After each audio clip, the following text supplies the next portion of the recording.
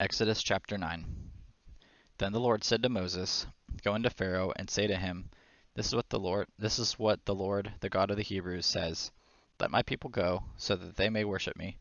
But if you refuse to let them go and keep holding them, then the Lord's hand will bring a severe plague against your livestock in the field, the horses, the donkeys, camels, herds, and flocks.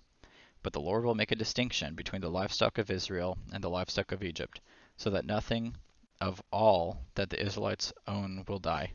And the Lord set a time tomorrow. Lord set a time, saying, Tomorrow the Lord will do this thing in the land. The Lord did this the next day. All the Egyptians' livestock died, but none of the Israel livestock died. Pharaoh sent messengers, who saw that not a single one of the Israel livestock was dead. But Pharaoh's heart was hard, and he did not let the people go. Then the Lord said to Moses and Aaron, Take handfuls of furnace soot, and Moses is to throw it towards heaven in the sight of Pharaoh. It will become fine dust over the entire land of Egypt. It will become festering boils on people and animals throughout the land of Egypt. So they took furnace soot and stood before Pharaoh. Moses threw it towards heaven, and it became festering boils on people and animals. The magicians could not stand before Moses because of the boils, for the boils were on the magicians as well as on all the Egyptians. But the Lord hardened Pharaoh's heart and did not listen to them, as the Lord had told Moses. Then the Lord said to Moses, Get up early in the morning and present yourself to Pharaoh. Tell him, This is what the Lord, the God of the Hebrews, says. Let my people go, so that they may worship me.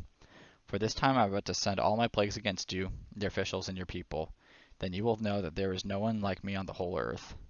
By now I could have stretched out my hand and struck you and your people with a plague, and you would have been obliterated from the earth. However, I have let you live for this purpose, to show you my power and to make my name known to the whole earth. You are still acting arrogantly against my people by not letting them go.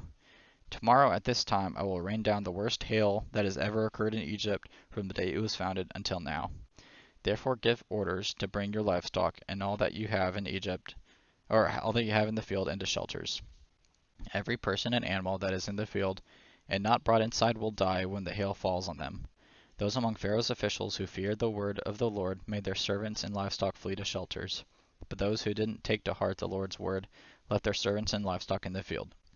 Then the Lord said to Moses, Stretch out your hand toward heaven, and let there be hail throughout the land of Egypt, on people and animals and every plant in the field of the land of Egypt. So Moses stretched out his hand towards heaven, and the Lord sent thunder and hail.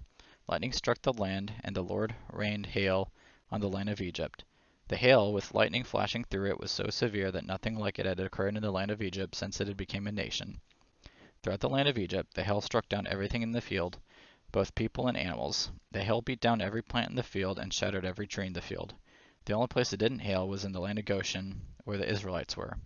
Pharaoh sent for Moses and Aaron. I have sinned this time, he said to them. The Lord is the righteous one, and I and my people are the guilty ones. Make an appeal to the Lord. There has been enough of God's thunder and hail. I will let you go. You don't need to stay any longer. Moses said to him, When I have left the city, I will spread out my hands to the Lord. The thunder will cease, and there will be no more hail, so that you may know that the earth belongs to the Lord. But as for you and your officials, I know that you still do not fear the Lord God. The flax and the barley were destroyed because the barley was ripe and the flax was budding. But the wheat and the spelt were not destroyed, since they are later crops. Moses left Pharaoh and the city and spread out his hand to the Lord. Then the thunder and the hail ceased, and rain no longer poured down on the land. When Pharaoh saw that the rain, hail, and thunder had ceased, he sinned again and hardened his heart, he and his officials. So Pharaoh's heart was hard, and he did not let the Israelites go, as the Lord had said through Moses.